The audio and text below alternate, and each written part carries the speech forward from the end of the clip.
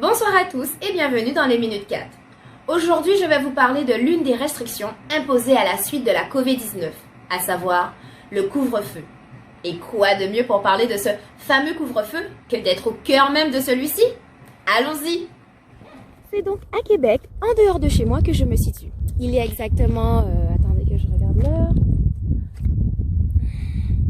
Il est exactement 22h26, ok? Et le couvre-feu est de 21h30 à 5h du matin. Et ce depuis le 8 mars, parce qu'avant, il était de 20h à 5h du matin.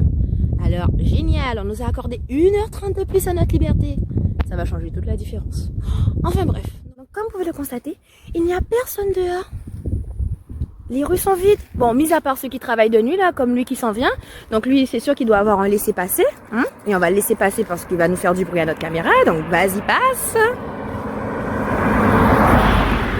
Donc voilà, donc comme je le disais, donc il y a ceux qui ont leur laissez-passer et ceux comme moi qui ont comme alibi de sortir leur chien. Coucou Jumpy. Heureusement, ce motif est exploité par de nombreuses personnes mal intentionnées.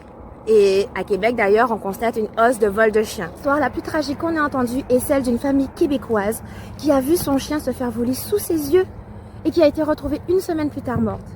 Alors, je voudrais vraiment vous sensibiliser face à ce phénomène, car les animaux ne sont pas des objets.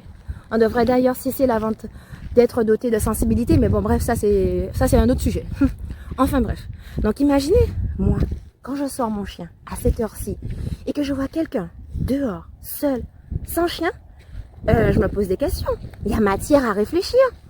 Tiens, on veut nous protéger d'un virus mortel, mais ça sert à quoi si au final je me fais tuer pareil par des gens qui sont rendus fous à cause de la Covid?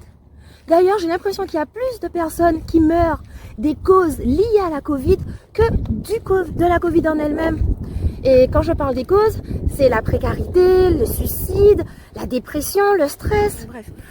Donc, comme vous pouvez le remarquer, cette mesure sanitaire, à savoir le couvre-feu, n'est pas instaurée dans tous les pays du monde. Donc, il y a matière à réfléchir. Pourtant, le nombre de cas et de décès ne cesse d'augmenter. Alors, dites-moi, pourquoi à Dubaï, il n'y a ni quarantaine ni couvre-feu?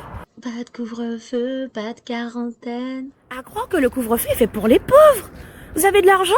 Eh ben, partez donc à Dubaï et continuez de mener une vie normale. Pendant que le reste du monde est séquestré. Et séquestré, c'est le cas de le dire, puisqu'on a atteint nos droits de liberté. D'ailleurs, même le journal de Québec, Le Soleil, dit, et je cite, attendez que je sorte mon papier pour que je vous cite ça. Donc ils disent, pour la première fois depuis la Seconde Guerre mondiale, le Québec connaîtra un couvre-feu. Pourtant, pendant la pandémie de la grippe espagnole et la crise d'octobre, aucune mesure n'était allée aussi loin. Alors, serait-ce de l'abus de pouvoir? Pensez-vous réellement que passé une certaine heure, le virus prend un répit? Je vous laisse y réfléchir là-dessus. N'hésitez pas à me dire en commentaire ce que vous pensez de ce fameux couvre-feu, si oui ou non il y a lieu chez vous et il est à quelle heure, parce que le couvre-feu varie d'un pays à un autre. Comme je vous dis, à croire que le virus, à partir d'une certaine heure, il prend un répit.